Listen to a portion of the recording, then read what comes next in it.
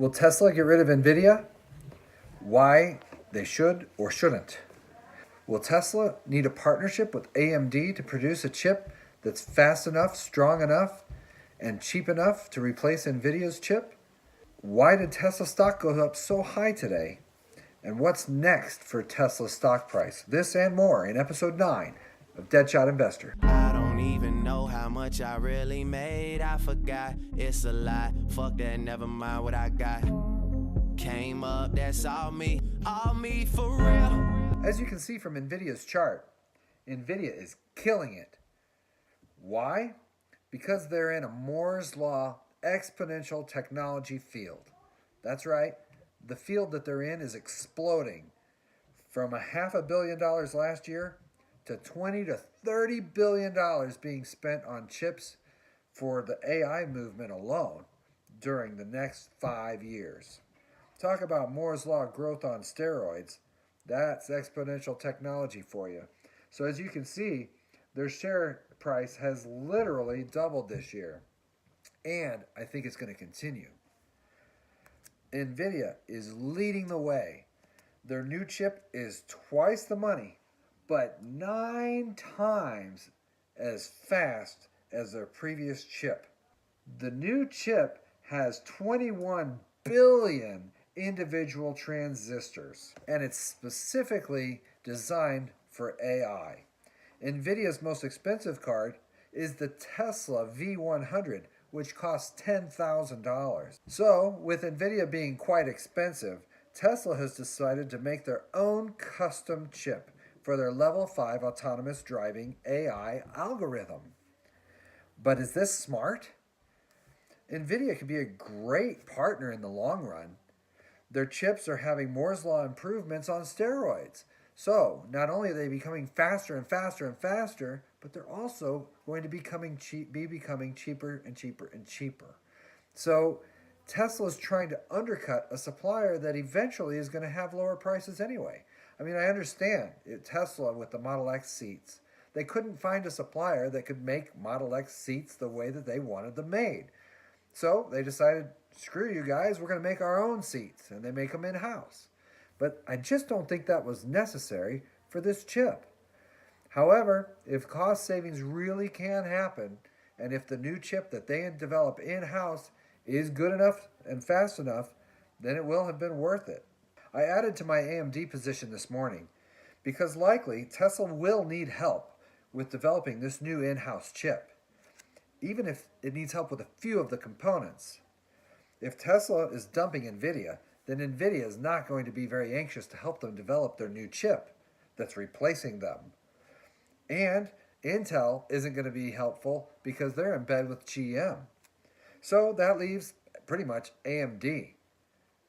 The CEO of AMD went to MIT. So did Jim Keller. And AMD is where Jim Keller used to work.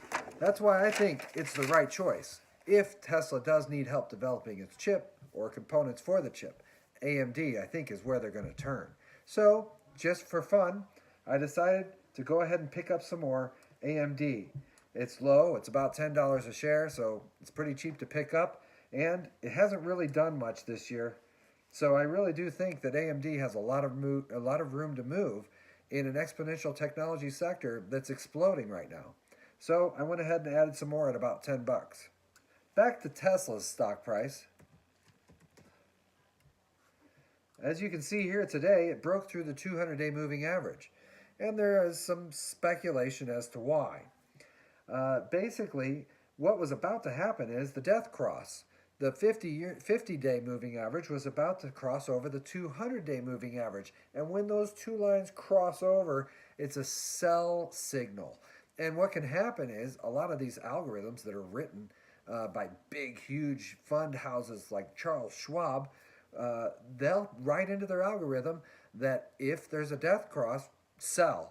And so it could cause a little bit of a selling frenzy to happen. And I guess the Bulls, didn't want that. And so they went ahead and rallied it up.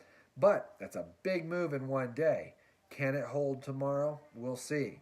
I think it will, because it's going to have to make some decisions here really fast There's almost no room between those two moving averages. So it's going to have to either follow the 50-day down or follow the 200-day up. And I think it's probably, after today's move, probably going to go ahead and break that 50-day moving average, especially with news day after day after day coming out about these tax breaks. And like I said before, the rising tide lifts all ships. So we have a little bit of momentum behind it because of that too.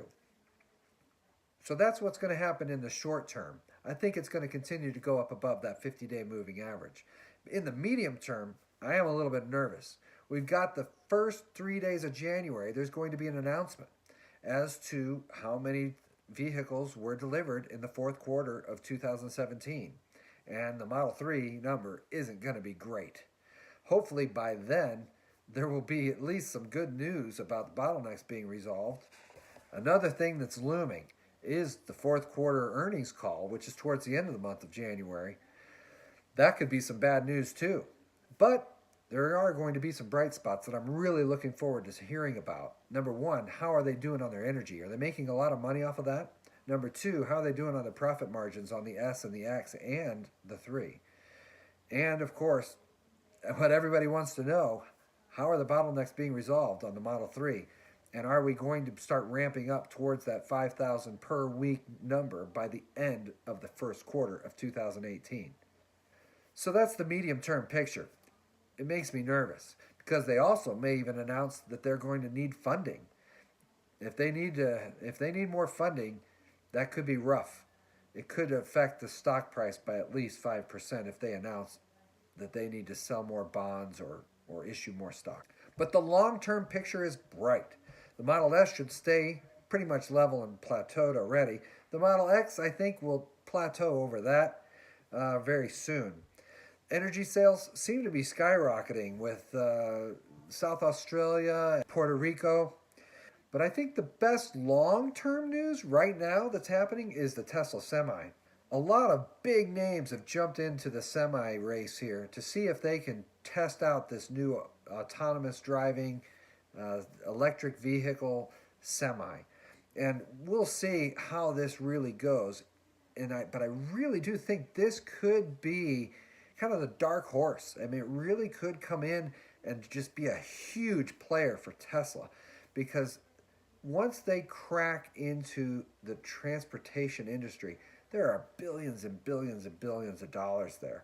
So it really could be a big, big industry for them. And the infrastructure won't be too tough for them to set up. They've already done it with all of the superchargers. They wouldn't even have to do it to that vast of a scale either.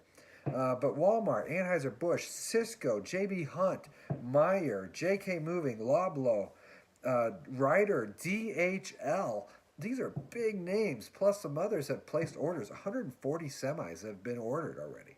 So these could be the tip of the iceberg for Tesla's future. And I am really interested to see what happens. I think that the semis could be the disruption of 2020 to 2030, that decade.